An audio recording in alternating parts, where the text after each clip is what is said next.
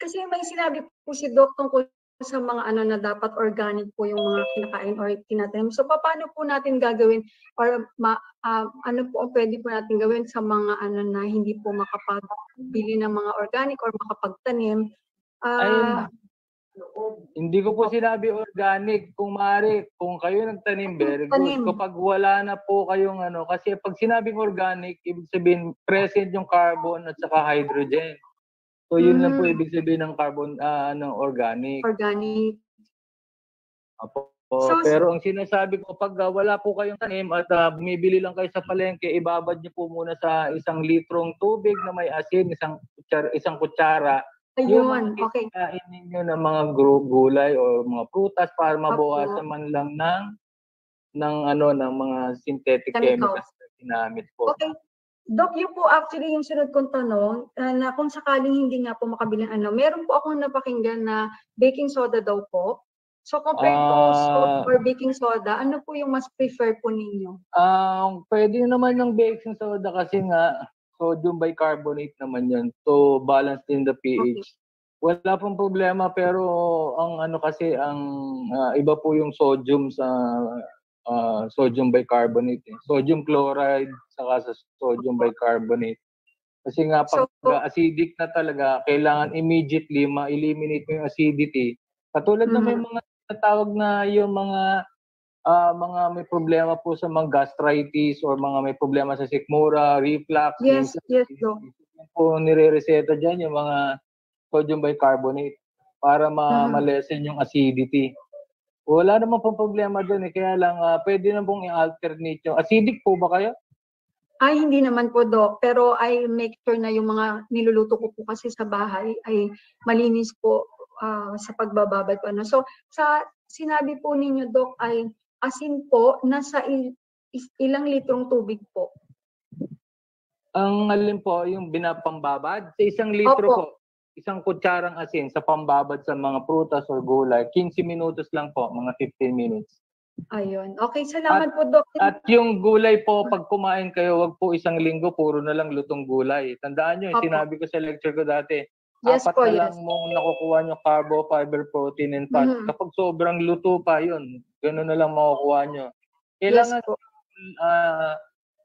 kasi nga may buhay yan yung mga halaman. So, pwede mong i-blanch yan 1 minute lang. Buhusan mo mainit, tapos tanggalin mo kagad. Kasi huwag niyong papatayin kasi may aura yan, may energy yan na nakukuha from the sunlight. Opo.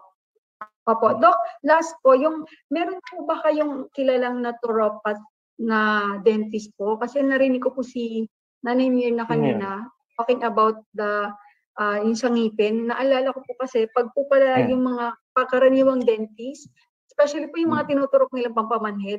So I keep on searching for naturopath dentist. Wala po talaga ako makita. So I'm just trying to... Dito sa Philippines, may mga dentist na nag-naturopathy. Mga ganon.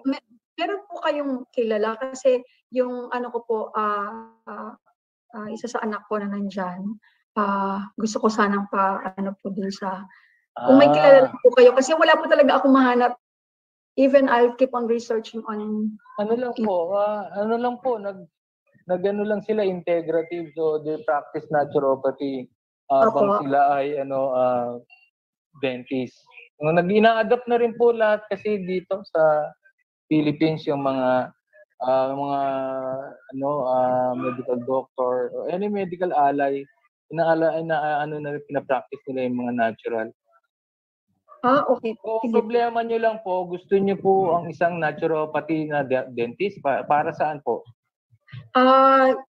Kasi po meron po siyang parang ngipin na hindi po lumabas, so kailangan operahan. Alam ko po mataas na ng pampamanhid na synthetic drugs ang inaano po sa ganun . May allergic ba yung anak mo sa mga ganyan? Wala naman po so far, but yung synthetic drug itself, synthetic ng pampamanhid, parang ko for her. Anesthetic effect. Opo. Meron akong kilala na dentist tapos naturopathy siya. Hindi ko kung ano yun. Pwede kong i-repair naman doon. Pwedeng gano'n. Pag mag-ano po tayo, Doc, kunin ko na lang. Mag-message po kayo dyan sa, sa Facebook, sa comment section. Yes, Tapos Doc. i-address niyo po yung itong sinasabi niyo po para mabalikan ko at mabigay ko sa inyo kung sino yung dentist na yun. Maraming salamat, Doc. Maraming salamat. Welcome po. Yun. Okay, thank you, Ma'am Shay. So, si Sir or Ma'am Vince, are you ready po? I-unmute ko siya, sandali. Okay, si Sir pala siya. Okay. Yung Sir, kanina nagsasalita, hindi ba si Ma'am Vince Love yun? Hindi po si Ma'am Shay po, bumalik lang siya. Wala Yun po yung nasa taga Bicol? Qatar po, Doc. Qatar. Qatar. Change po yung name ko para makita niyo yung real Ay, name. yung ano po, MSP? Opo, opo. Ah, Yes, Doc. okay. Thank you, Doc. Sige po.